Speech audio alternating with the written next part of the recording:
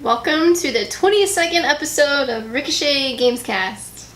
On this week's episode, we're talking No Man's Sky delay, VR, and trouble with Rogue One. Never. Find out why.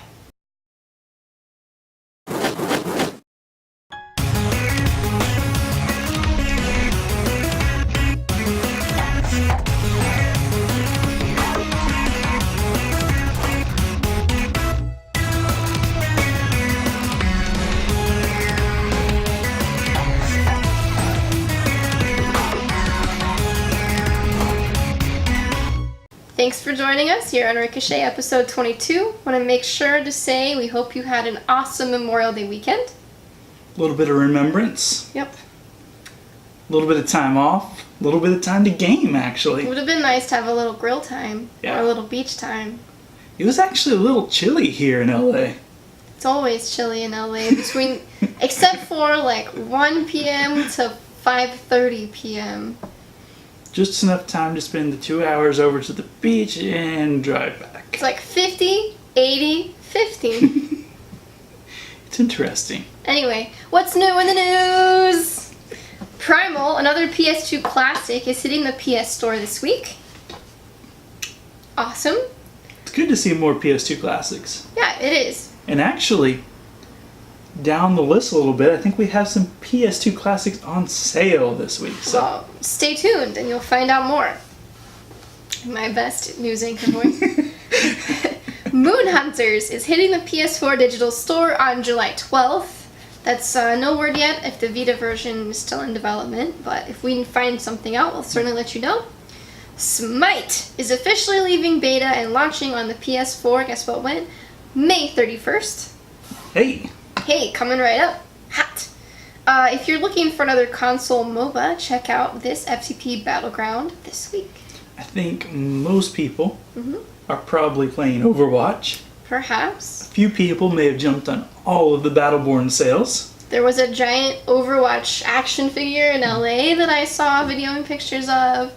Overwatch cosplay is going nuts. Paragon's been having open weekends. Indeed. Battleborn's on sale, right? Yeah. Well, Lots and lots of MOBAs now. lots of MOBAs. But still no League. That's surprising. League is an older MOBA. Yeah, It's but not the new exciting... you think with all that 10-cent money, they would have found a way to get it on consoles. This is true. Anyway, via Edge magazine, The Last Guardian's designer Fumito Ueda has confirmed the game will be out this year. That's right, it will be out this year. I expect we'll learn more in a couple weeks. This fiscal year, this calendar year, the next 12 months from now. It's all a year, right? Like the next Chinese New Year, the next, I don't know. The next year, it will be out. Sony's having a pretty big fall come together. We'll see what actually hits. This just sounds, it's a pretty big fall. We'll see what hits. It's what it's like. Claw machine, like. Anyway. No, that's from Nintendo when you download. Yeah, it's true. Sony and Hello Games' Sean Murray have confirmed that No Man's Sky is being pushed back a few months to August 9th in North America and the 10th in Europe and the 12th in the UK. Sean had this to say on the PlayStation blog, and I quote, "The game really has come together. It's such an incredible relief.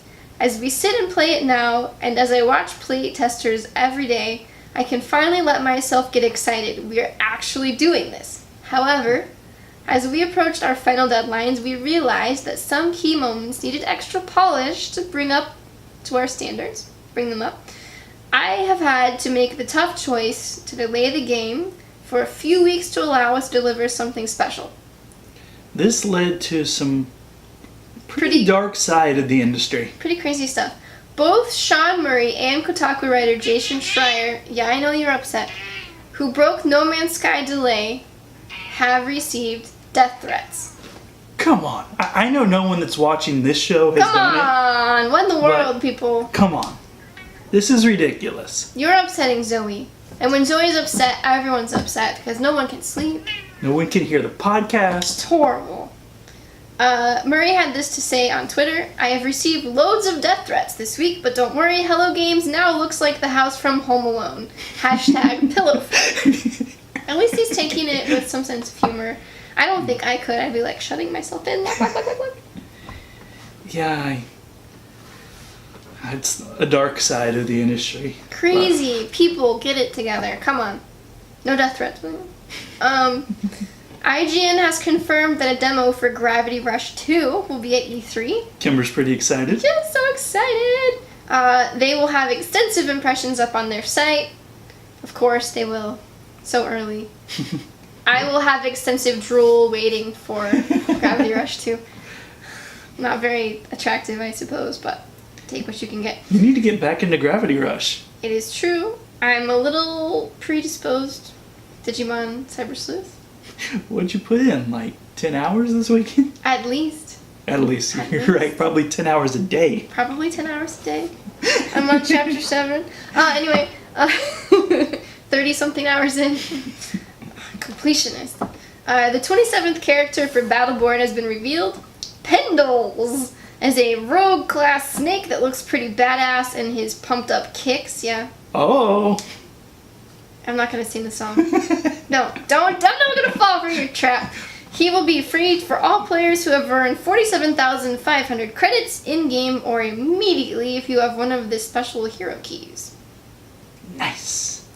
I'm not gonna sing it. NIS America NIS will be will be releasing Yomawari Night Alone on the PS Vita and Steam on October 25th. Nice to see some more Vita games. If you are interested in picking up the physical release for this stealth action survival horror, no thanks. It will come bundled with the previously released HTOL #NIQ, the Firefly Diary.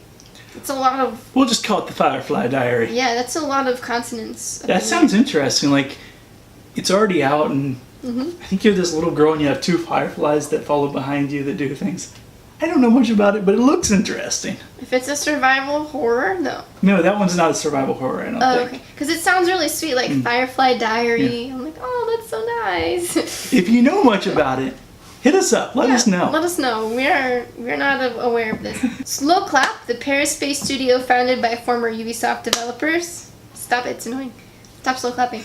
That helped make Watch Dogs, as well as several of the Ghost Recon games, will be teaming up with Devolver Digital to make Absolver. Absolver. An online combat RPG that will be coming to PC and consoles. That's right, PC Master Race. They had... She's like, take that! Booyah! They had this to say about the game. The player will wander through Absolver's world and pick up new combat styles, attacks, powers, and weaponry while fighting the other warriors in, quote, an intense real-time flow of attacks, dodges, feints, and counters with all the aspects of gameplay customizable, including combat styles, weapons, even individual attack sequences, and the player's combat deck, and I quote. Shaboom, combat deck. Do you like get cards? Like, how does this work? Not sure. Wanted to toss this in because I don't know much about this game. I'm sure most people, since it was just announced, don't know much about this game. Yeah, I feel like most of these things are already customizable in most games. Like combat styles, like which button do I mash when? Weapons, which weapon button do I mash when? But it could be like Neo, where if they watched our video, you could see where it's different styles of, you got your basic, but then you've also got your upper, which does more damage, but you take more damage. I'll summarize Neo for you. You've been freed from the mortal coil. That's all you need to know. That's all you will know. It is. Bloomberg is reporting that Vivendi has won the support of GameLoft's majority shareholders, enabling the company to move forward with their takeover. As we reported before, up next they're looking into going at the next Guillemot family game publisher, Ubisoft. It's happening quickly. I don't know how I feel about that. So I'm gonna move on. It looks like the Zelda demos at E3 are going to be massive. I mean, like huge. Press has been told to set aside 90 minutes, for which Finder.com is reporting to be, quote, extended demos off the next game. That's pretty crazy. E3. You really missed out, because we would have, like, super talked this up hardcore. We're already talking it up, and we're not going. So for those of you who are going to E3, I want to know, like, everything. Yeah, we want to know about this game. But we will be at parts of E3. Yes. For sure, we are at the EA conference. It's true. We have demo time set up. It is true. We might actually be at the Ubisoft Play event. Maybe, perhaps. So there's different things we'll be hitting up. But not this, which is so sad to me. It is sad. It makes me want to cry. No one wants to see me cry on camera, right? Oh, sad tear, tiny violin.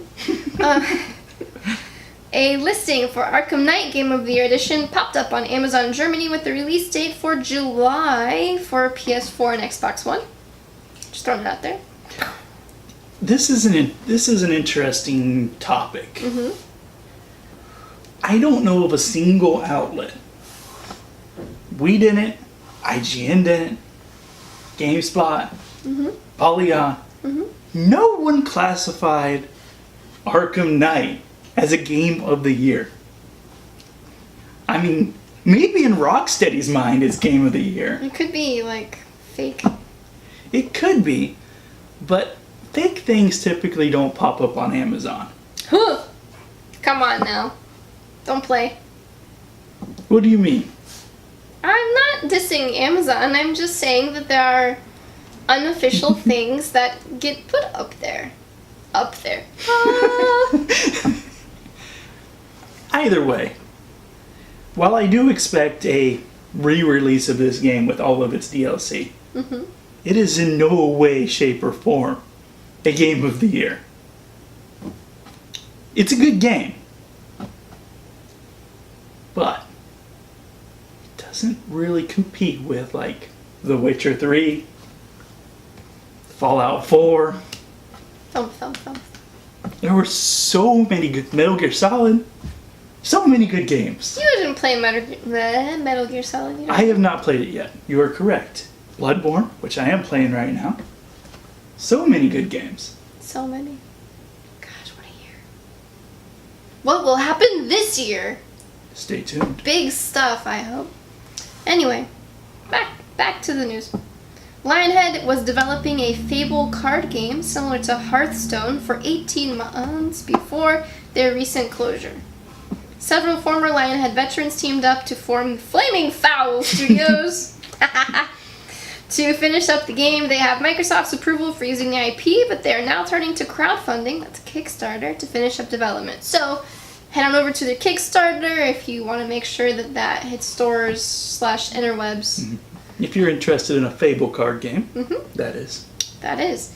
Starbreeze has acquired the rights to the Payday franchise from 505 Games. The series was developed with their internal studio Overkill, and as a part of this deal, the publisher announced that they will continue to support Payday 2 for another 18 months while working on Payday 3. I've never played Payday. It reminds me of candy bars. Speaking of candy bars, can I rant for 1 second? For sure. Have at it. Southern California, there are no Fudge Rounds here. It's not really a candy bar. It's the candy circle. A candy circle. There are oatmeal cream pies. It's like the same shape and the same idea, like a cookie thing with creamy stuff and cookie thing. Where are the Fudge Rounds? Where the fudge are the Fudge Rounds? I'm done. Where the fudge are the Fudge Rounds? I'm done now. Dragon Quest Builders is coming to North America. As if I can be excited after just like... I think we have to title this episode, Where the Fudge Are the Fudge Rounds. Where the... Yeah. Anyway, Dragon Quest Builders, the game that combines the block-building sandbox nature of Minecraft with the RPG aspects of classic Dragon Quest games to rebuild the world of Ilfgard after it's destroyed by the Dragon Lord. It will arrive on both the PS4 and the Vita in October. Get your Dragon Quest Builder out. Especially on the Vita. Vita's a great platform for that. Go on, get building. I don't know, but that would be an awesome crossplay. Amazing. Where you could be building while you're traveling. VR, if you like building.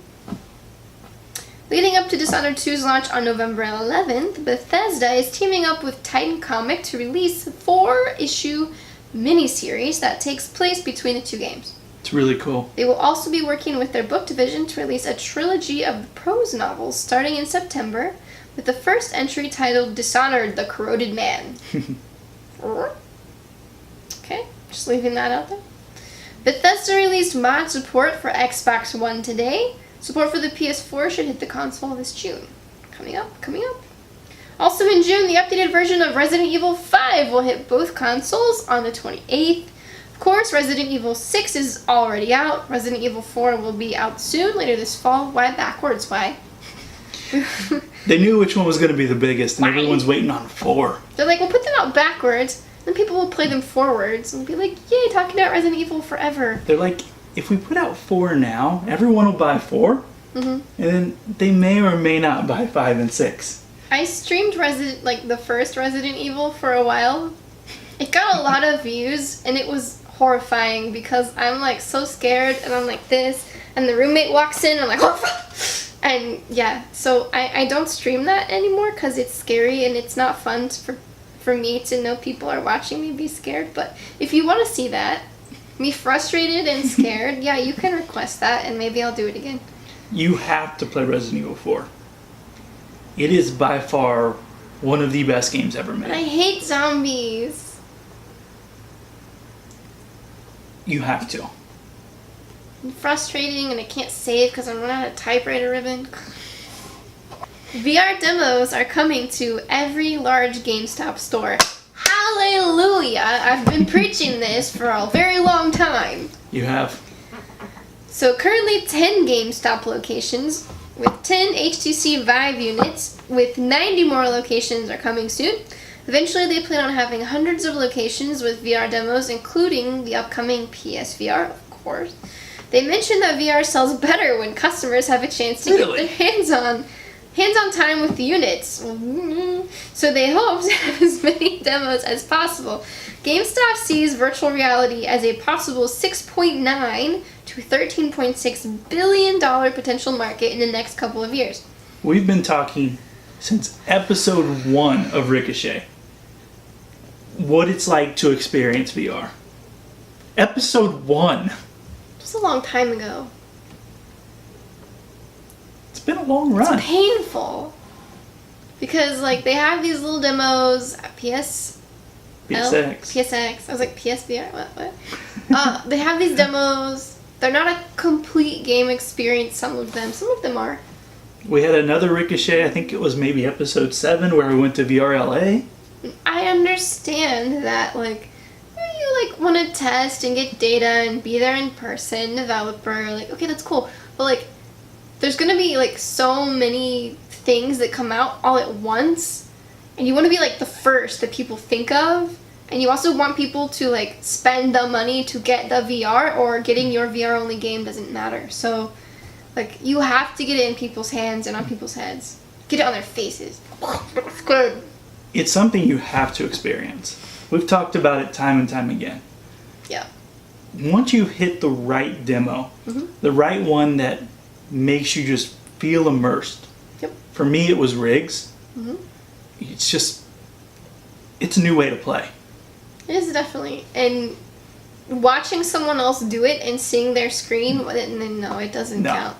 Not at all. It's not you'll be like, that's stupid. That's just what's the good in that? But you have to play it. So if you haven't played it, it's coming to a GameStop near you. Even if you're like, that looks stupid, you should do it. I mean, make sure they're cleaning the units before, but Germs. It's the one downside of VR is everyone's putting on the helmet. It's true. But find a way, try it out. Go to a friend's house. I'm not sure about the games that are out now, but the games that are coming soon in the very, very near future are amazing. Indeed. I concur. Sipping off pedestal slightly, but not really quite. So, quote, PSVR was going to be terrible on a launch PS4, and I quote, an industry source told Edge magazine, quote again, it was going to be truly awful. Something a bit more powerful starts to bring VR into range. If you want to deal with crazy requirements for the performance of VR, you absolutely have to introduce new hardware, and I quote. Well, there's several things going on here. Really? We both noticed the was immediately. And we also know all the rumors surrounding a PS4K, Neo, whatever you want to call it. And the unnamed anonymous industry source. We have a PSVR on pre-order. We have a classic PS4. If the PSVR... Which we just bought. To replace the old classic PS4. People that watch this show know. I know. New viewers. Get caught True. up. Very true. But if PSVR does not run on our classic PS4, and by classic I mean the updated model, but still classic architecture, we're both going to be pretty furious. Yes. I will protest. But one thing to note... Run naked in the streets. They'll make sure it doesn't happen then. We know that PSVR has a little box that's attached to the unit that goes on your head. That might be their way of allowing the old PS4s to work. Perhaps. It takes the processing that would have to happen all within one system and actually separates a little bit of it. So maybe that was why it's saying was. It's possible. But it's unknown to us. We'll see. We shall see. Microsoft is rumored to be working on 2 consoles that will launch later this year, source told Polygon. They will have the standard slim model, as well as a new model that is 4 times more powerful, and not slim, I think, by default, than the current Xbox One model, and that is codenamed Scorpio. The Verge is reporting that the smaller console is expected to be, quote, 40% smaller than the current model and will likely include 4K support. But not on the bigger model? Well, I think that's guaranteed 4K support. Beefy needs 4K. One thing Microsoft has dealt with this generation is, even though most of the games compare, like, they're classified as the weaker console. And I think maybe they're tired of that. So they're like, we're not only going to up the Neo, we're going to dominate the Neo. You don't usually get the Slim at the same time as the regular model. No, and this is pretty interesting. I kind of have a feeling it could be for VR support. Possibly. Zoe thinks so. Could the new console be for VR? Moving on. Really? Ars Technica is reporting that they have received word from at least one major developer that is making a virtual reality game on the Xbox One for release in 2017. But Xbox doesn't have an announcement for VR. The developer in question has not been revealed, but it is, quote, a well-known European studio planning a game on an established long-running franchise, Assassin's Creed. The game will also be released on PC and PS4. Well, we have seen an Assassin's Creed tech demo of the eagle soaring in VR. Microsoft has already partnered with Oculus to bundle Xbox One controllers with each new Rift sold. So, I think a deal's in the works there. I think it's for Assassin's Creed. What do you think? I know you all can't possibly all agree with me. Comment. Tell me if I'm wrong. Tell me if I'm right. Tell me not to protest in the street. Or to do it. Zoe agrees. Zoe just can't shut up. We don't know if she agrees or not because she just won't stop. It's true. It is known. Moving on. I thought we were done. Just kidding. A lot of blank space. Just for looks. Here are the June games for PS Plus. For PS4, NBA 2K16 and Gone Home. Saw a really funny thing about that. NBA 2K16. I won't mention anymore. It's funny. It's on Facebook. You can find it. It's about the continuity of the story is still good if you skip some of them. PS3, Echo Chrome and Siren Blood Curse. I almost said Blood Cruise. It's like, cruising. Vampire Night Style. Vita, God of War, Chains of Olympus, and Little Deviants. This is a great month for PS Plus. Indeed. While you may not be into sports titles or you may not be into indie titles like Gone Home, there's a little something for everyone here. A little something for everyone is correct. Some AAA titles. Except for Blood Cruise. No Blood Cruise. I'm excited for NBA 2K. I'm excited for Gone Home. I'm really excited for the Vita titles. Vita! Sales. More sales. PlayStation, Deep Silver Sale, Risen 3, Saints Row, Dirt Rally, High Metro Redux. PlayStation Plus specials for PS2 games. They are half off, including Grand Theft Auto 3, Dark Cloud 1 and 2, Star Wars games, and Bully. Some good titles there. Rockstar Bully, yeah? Yeah. Yeah, Rockstar. Xbox deals with gold, NBA 2K16, of course, Battleborn, and Grand Theft Auto 5. So if you got a PlayStation, it's cheaper to get Plus than it is to buy this on the Xbox. But if you don't, I hear it's a good game in the series, so. Capcom games are on sale on both the Wii U and 3DS this week. My editor put NX, and I was like, what? What do you know? NX? Tell me more. I don't care about the games that are on sale. Tell me about the NX. He's like, no, just kidding, 3DS. Sorry. So for the Wii U, DuckTales, not DuckAles, remastered, and Dungeons & Dragons Chronicles of Mystara. For 3DS, Mega Man Legacy Collection, and Super Street Fighter 4 3D. 4 3D. Both Monster Hunter 3 and Resident Evil Revelations. Some good games on all systems this year. Good this games, big sales. Yay this week. This is why we record on Tuesday, so that we can have this information for you. She's very excited for all the games. She is. And she wants to hear what we've been playing this week. Yes, she does. So, what have you been playing? So, you've actually been playing some games this week. Yes, I have. Digimon Story Cyber Sleuth. Every day of my 4-day vacation. She was ingrained into the TV. I was like, I will beat this game. I didn't beat it yet. Got a lot farther, though. I ran into a bug, actually, and it set me back a little bit.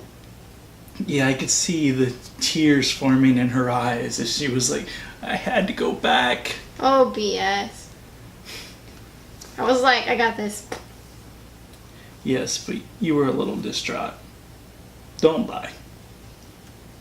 For me, I spent the weekend playing Bloodborne. Highly, highly addicted.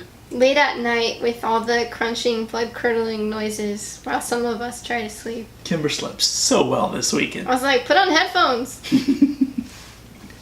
I'm like, get used to it. I was having dreams about, like, gnashing teeth, and it was the sound of somebody walking on gravel. What a way to wake up. Indeed. Oh. What have we been watching? Tutors. Did finish season 2 of The Tudor, started on season 3. Game of Thrones. Always Game of Thrones. Do have a little Game of Thrones tidbit for the end. Yeah, a spoiler at the end that you'll be warned about. Most definitely. We did not watch Silicon Valley. Not yet. We're so bad. Need to get on that. Because we went to see Huntsman Winter's War. That night we actually went to see X-Men. My bad. We saw X-Men Apocalypse. Yes. Earlier that week we did go see Huntsman. Which we'll have our reviews up soon. Yep. I just wrote mine tonight. Still waiting on Kimber. I'm a little slow. Hurry I up. was playing Digimon. It's true. She was playing Digimon. It's nice to actually get a chance to game for once. Yes. Let's jump into the other news. The other news. Dun dun dun. Twilight Princess manga is actually going to be hitting stateside in Germany. Well, sorry, princess. Okay. The manga will be out June 24th in Japan. No release dates for the States or Germany yet. Grrr. But Viz Media is bringing it over here. And Tokyo Pop Deutschland is bringing it to Germany. Woot. Yeah. Yeah.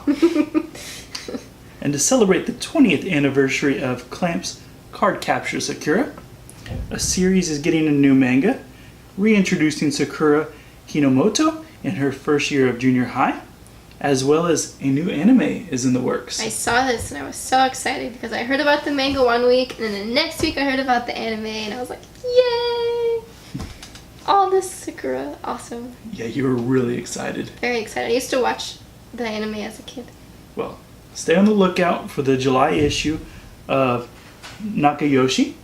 It's going to have more details on both. Awesome. And here is kind of, well, let's just put it on target. Rogue One. Yep. Rogue One is going back to the set for 4 weeks of expensive reshoots. To make it funnier? We don't know. Page 6 is reporting that Disney is in a panic over director Gareth Edwards' current cut of the film.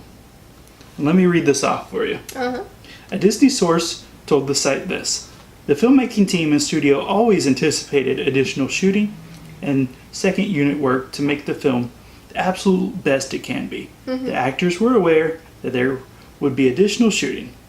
Coming off The Force Awakens, there's an incredibly high bar for this movie, and we have a responsibility for the franchise and the fans to deliver the best movie we can. You know what they're doing. They're making them reshoot all the scenes with Gungans, taking out Jar Jar Binks' ancestor. Ancestor? Jar Jar might actually still be alive at that point.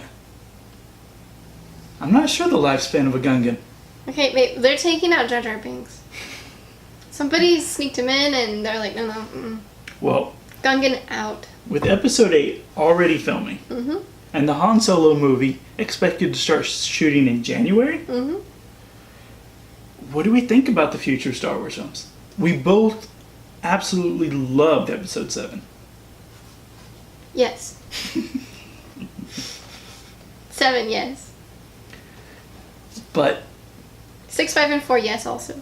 yes, The, Abrams did a great job of remaking the world. Of taking 1 through 3 and almost acting like they didn't happen. What do you think if the very next movie is not a good Star Wars movie? Where does that set for the future of these next 10 films they have planned once a year? I don't know. Depends on if their contracts are legally binding and they're all signed and ready, I guess. I mean, most people, not everyone, but most people consider the fact that we had a bad Star Wars movie for every single good Star Wars movie we've had. Yeah, so the next one, by default, should be bad. Although thankfully we had 3 good ones before we had the chunk of prequels. I don't know, this worries me. I mean, they completely dropped the expanded universe. It's Legacy now, but I was so into that universe. The books, the games, and now it's all gone.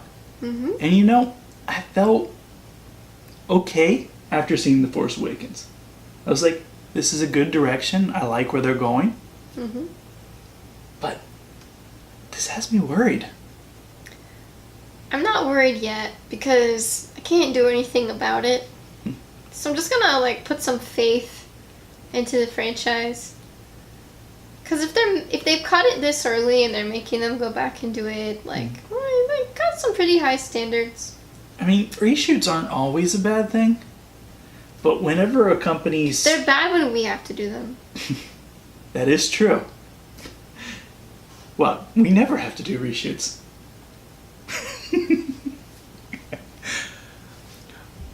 But whenever they're putting that much money to do them, you know something's up. I am holding out hope for Suicide Squad. I'm holding out hope for this, but I don't know, this world just is so important to me. Suicide Squad also had to take out the Gungans. And with that, let's move on. Endemol Shine Studios has actually acquired the rights for Mirror's Edge, a TV adaptation of EA's game. Yay! So long as it's not like reality TV version. I don't know. That would actually be a pretty interesting reality TV show. You're out of jail. Go, like, run across the rooftops. Go parkour across the streets. Parkour. I don't know. This seems like it has a really good chance of being an interesting show. But not a reality show. Or a reality show. I'm actually on board for that. No. No? No. Man. Lionsgate is betting big on the Power Rangers. I am worried about this. This has me a little worried as well. I don't know how old the series is. I feel like it started... Like, I was in kindergarten when I remember the first, like, main toys coming out where you could have the... I don't even know what they are. Like, the Zords? I don't know. The things of each ranger that made the mega thing. I'm so old, oh my god. I was in kindergarten, so, like, a long time ago. And the show is still on in some form. In some form. Or another. So this movie brings back, like, Rita Repulsa, original villain, and they're talking how many possible sequels? Yeah, according to Variety, with a conference call with the CEO of Lionsgate, we are really, really excited about the Power Rangers movie. We could see doing 5 or 6 or 7. Let's just stick with the first one and get it made. I see. Let's just stick with the first one. Yeah, I mean, the show's been on for a long time. What do you have 7 movies worth of stuff to tell that hasn't been told already? And the last movie didn't need 5 or 6 or even number 2. We'll see how it goes. What do you mean the last movie? The last Power Rangers movie. There was a movie recently? This is not like the first movie? Not recently. It was a long time ago, but there was a movie sometime or another, I believe. I see. Jesse Eisenberg told fans at MCM Comic Con in London that he will be back to play Lex Luthor in Justice League. I don't think he's a bad Lex Luthor.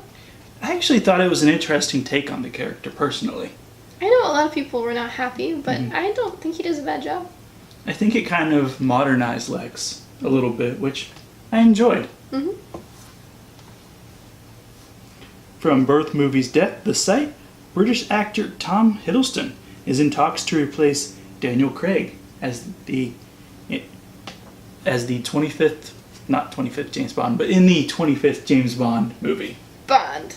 Loki Bond. We were talking earlier this week. I think we both agree he would be an amazing choice. I concur. Yes. Definitely, yes. Yeah.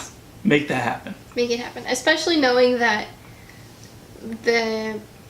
he might not be on some of the future Avengers movies. And he desperately needs to be in more movies, in my opinion, because I think he's quite good. Yeah. I think his portrayal of Loki really made the second Thor movie. Is he going to be typecast, though? Or is he only going to get, like, villainous roles from now on? Be like, you were trying out for James Bond, but I think you need to be, like, Valentine or, like, some other bad guy. Octo Loki. That would be interesting. But I think he's cocky enough to pull off a good Bond. Fox has picked up the X-Men related TV show, Legion. David Haller, a.k.a. Legion, will be played by Dan Stevens from Downton Abbey. A.k.a. Matthew Crawley. Yes, you're right. I don't know what Legion is, but Matthew Crawley needs to be in more things. If you haven't watched Downton Abbey, it's a really great show. Totally good if I didn't just spoil it for you. Yeah, I want to see him in more things. I think he did an excellent job in Downton Abbey. The show will air in early 2017 and have 8 episodes. When you say Legion, I only think of, like, Sentinel. What's Legion? Legion is actually Professor X's son. What? Yeah. It's kind of... I think Professor X really isn't in his life at this point, or maybe doesn't even know about him, or he has some of the same abilities, and he's trying to cope with that not being around any other X-Men or mutants. It's kind of an interesting story. Sounds legit. Yeah. When Transformers: The Last Night hits theaters in summer 2017, it will feature the return of Megatron. I thought you were going to say Megan Fox, and I was like... No, she's moved on to the next Michael Bay movies, The Turtles. When you say Michael Bay, I always think about Michael Moore. Speaking of Transformers, we went to Universal Studios and we rode the Transformers ride, which was quite cool. And they have Transformers out. Yeah. Like different ones at different times. We saw Bumblebee and Megatron on the way in, and then Bumblebee and Optimus Prime on the way in. And then Megatron on the way out. And they're actually like talking to people as they pose, and they're saying appropriate Transformer things with the right voices and everything. It's really cool. Really neat. Yeah, so definitely check that out if you go to Universal Studios. We went to the California one. Don't know if the Florida one has the same thing, but I would imagine so. Yeah, check it out. It's pretty awesome. Very cool. And last but not least, we have a little bit of George R.R. Martin has revealed the lineage of... Stop. If you don't want to know anything at all... I won't. No. Go there. If you don't want to know anything at all about a potential spoiler, even who it's about, stop now. Okay.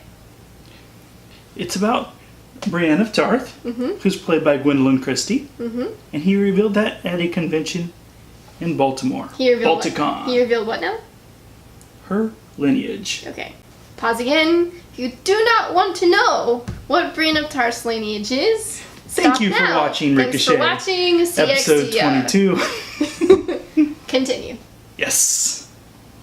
She is actually from Duncan the Tall, one of Westeros' acclaimed heroes. From the Dunk and Egg stories. This is pretty awesome. Yes, it is. But I won't tell you why if you don't already know. And that's all for Ricochet episode 22. Thanks for joining. Have a wonderful night. See ya. Make sure you click like, subscribe, share with your friends. Oh yeah, you can find us on like YouTube, Google Play, iTunes, podcast services near you, crossfirecoop.com, Facebook, Twitter, Instagram. And with that, I'm going to shut her off.